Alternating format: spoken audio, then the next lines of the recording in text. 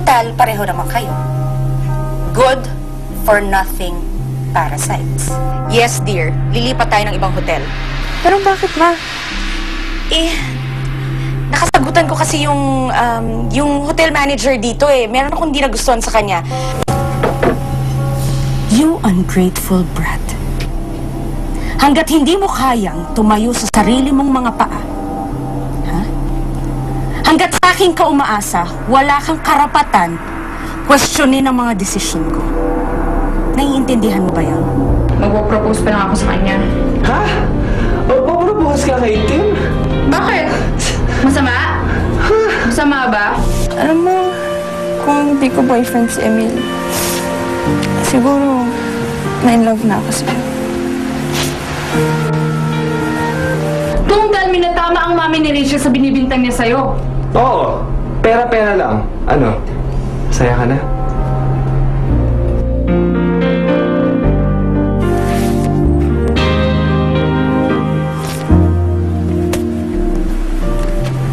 Bakit mo ginawa yun?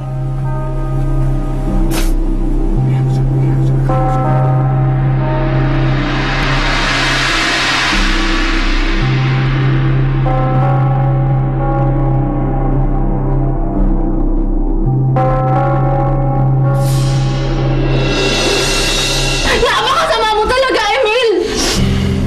Ang akala ko pa naman mahal mo si Rachel! Yun pala totoo ang lahat na sinasabi ng mami niya! Isa kang user! Ikaw ang dahilan kung bakit ang daming mayayaman ang galing sa ating mga mahirap! Wala kang kwenta! Huwag mo ako pagsasalita ng ganyan, ha? Hindi mo ako kilala! Nagiging practical lang ako, okay? Practical? Kaya okay lang sa'yo kahit may masaktan? Ganun ba yun, ha? Ang sama-sama mo. Sana hindi na lang kita nakilala! Oo, bakit? Ha?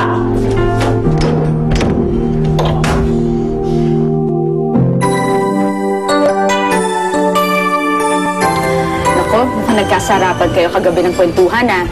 Hindi na kita namalayang bumalik sa suite kagabi. Well, I'm glad naman. At mukhang maayos ang takbo nitong vacation natin. So, ano plano niyo today, ha? Ay, Tim, alam mo, pwede kayong mag-trekking. Dito sa Camiguin, maraming caves waiting to be explored and discovered.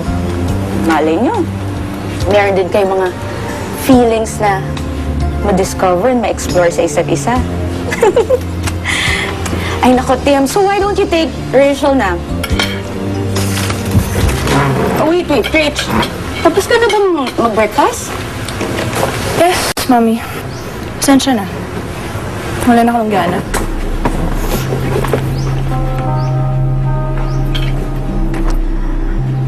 Ay, nako, Tim. Pagpasensyahan mo na lang yung anak ko, ha?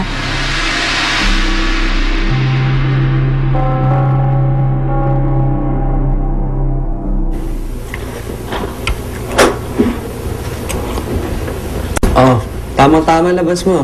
Breakfast na. Hoy, huwag ka na mahiya. Hati tayo dito. Tapos na ako sa budget eh. Oh, hindi nagsasalita. Di ka ba talaga nakukonsensya sa ginagawa mo? Inaalok ka na nga, galit ka pa. Emil, alam mong hindi yan ang tinutukoy ko. Kung ano man yun na pag-usapan natin kagabi, kalimutan mo na yun, pwede? Oh, ito. Kalimutan? Emil, naaawa ako kay Rachel.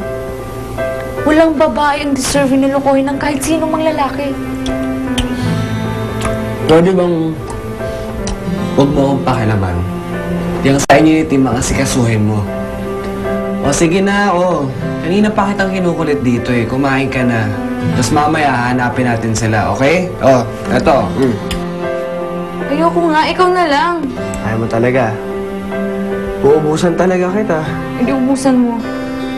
Sige, bahala. Ano ba? Sorry! Wait! Ano ba? Wait! Pasensya, hindi ko sinasadya. Sorry! Sorry! Emil, sorry! Hindi ko sinasadya. Pasensya na. Rachel, wait. Wait. Ano ba? Wait. Ano pa? Just Sabi... say sorry, okay?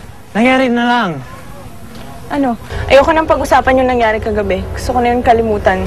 Saan ka pupunta? Let me come with you. Hindi ko kailangan ng kasama. I just need to be alone. Ako, Emil, pasensya ka na talaga. Hindi ko talaga sinasadya. Aray. Tiisin mo lang muna, ha? Sorry. Kasi nag-iingat, okay? Sorry na nga eh. Nagsusorry na nga yung tao eh. Hindi ko talaga sinasadya. Kulit-kulit mo kasi, okay? Tingnan mo tuloy kung ano-anong nangyaring kamalasan sa atin, di ba? Aray. Huwag mo akong sinisisi, no? Alam mo, kinakarma ka lang kasi dahil sa kasamaan mo, kaya nangyayari ito. Aray! Ano ba? Sorry. Pwede mo bang idahan-dahan? Ginagalit mo kasi ako eh. Yung tuloy. Oo. Oh, sorry na. Sorry. Dahan-dahan lang, please. Please. Tiisin mo lang, ha?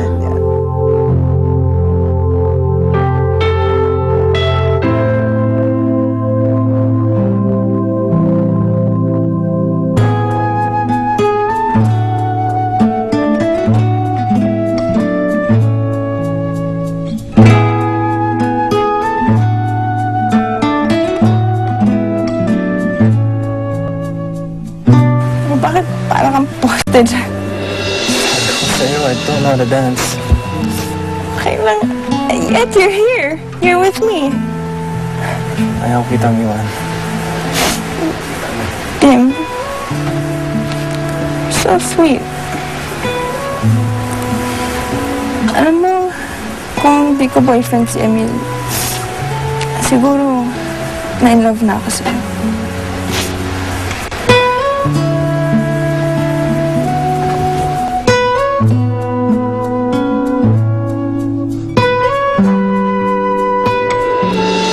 My God!